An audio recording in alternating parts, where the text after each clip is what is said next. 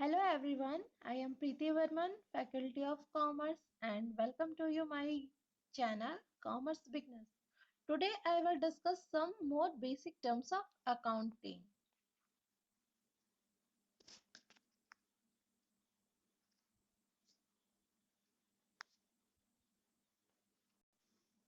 Goods. Product in which the business is dealing is known as goods. For example, a furniture business purchased table chair to resell in the market. जो product की आप business करते हैं, जिस product की आप deal करते हैं अपने बिजनेस में, वो प्रोडक्ट आपके लिए क्या है? गुड्स है।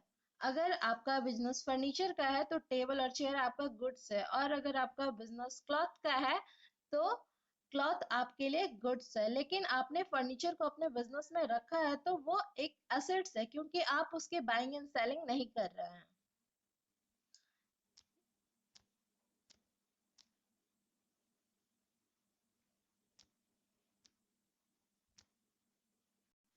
Next one is sales. Total revenue generated to the business by selling their goods and service in the market as sales. जब किसी भी गुड्स एंड सर्विस को मार्केट में सेलिंग करते हैं तो उससे क्या होता है? इनकम जनरेट होता है। वो क्या कहलाता है? Sales. Total revenue is equal to sales, total sales is equal to cash plus credit sales. Then total sales क्या होते हैं? टोटल सेल्स में क्या क्या इंक्लूड होते हैं? कैश और क्रेडिट सेल्स। तो कैश क्या होता है?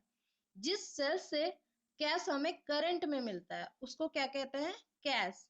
एंड क्रेडिट सेल्स जो जिससे हमें फ्यूचर में कैश मिलना हो, मतलब वो अभी क्रेडिट हो बट वो फ्यूचर में उससे हमें कैश मिलेंगे, उसको भी हम लोग टोटल सेल्स में इंक्लूड करते हैं। You can see more and more image of buying and selling process. Next one is revenue. Revenue, it is the total income of a business generated from different activities performed by them. It includes sales of goods and services, other income like commission, interest, dividend, royalties, rent receipt, etc. Revenue में total income को include करते हैं। इसमें goods and service भी आ जाते हैं और अदर इनकम भी आ जाते हैं, like commission receipt, interest receipt, dividend receipt, royalty receipt and rent receipt etcetera. Next one is expense. Payment made by the business for earning revenue are called as expenses. Payment made by business for performing their activities. Example, wages paid to the labor for their work, electricity bill payment, telephone, etc. एक businessman को business में perform करने के लिए business को कुछ expense इनकर्ट करने होंगे, पेमेंट करने होंगे, कॉस्ट बेयर करने होंगे। सो वो कॉस्ट, वो एक्सपेंस जो बिजनेसमैन पे करता है बिजनेस एक्टिविटी को परफॉर्म करने के लिए, बिजनेस में रेवेन्यू जनरेट करने के लिए, बिजनेस में प्रॉफिट अर्न करने के लिए, उसे हम एक्सपेंस कहते हैं। ये करंट पीरियड के लिए होता है, ये रेकरिंग नेचर के होते हैं, इसे कंटिन्यूसली पे करने होते हैं।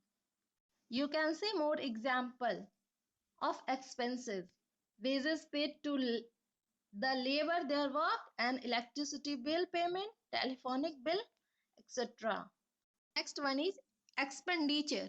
The amount incurred on the purchase of assets or the amount paid for decreasing the liability is known as expenditure. यह एक ऐसी अमाउंट होती है जिसको हमें पे करने होते हैं।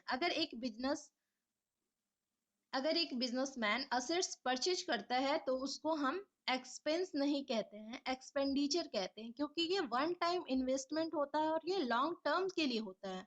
अगर बिजनेस लायबिलिटी को पे करता है, मान लीजिए वो 10 लाख का लोन लिया है और उसकी रीपेमेंट कर रहा है, तो वह उसकी एक्सपेंडिचर होगी।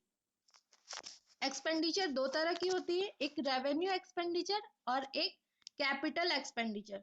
Revenue expenditure, expense related to the current period is called revenue expenditure.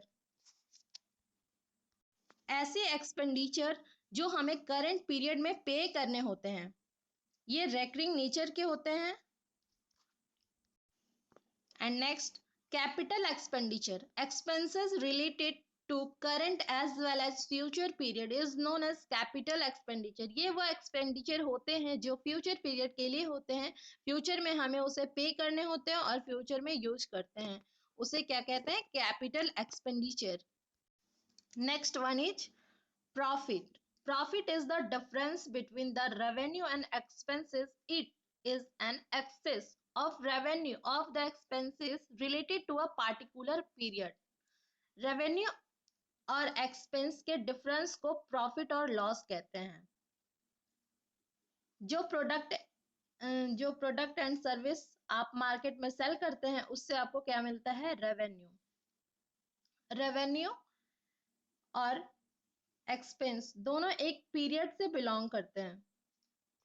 जब रेवेन्यू अधिक हो एक्सपेंस कम हो उस सिचुएशन को प्रॉफिट बोलते हैं, और जब रेवेन्यू कम हो और एक्सपेंस अधिक हो उस सिचुएशन को लॉस बोलते हैं. Now thought of the day. Only you should change your life, no one will do it for you. Thank you for watching this video. अब मैं आपसे अपने नेक्स्ट वीडियो में मिलूंगी, तब तक के लिए बाय बाय.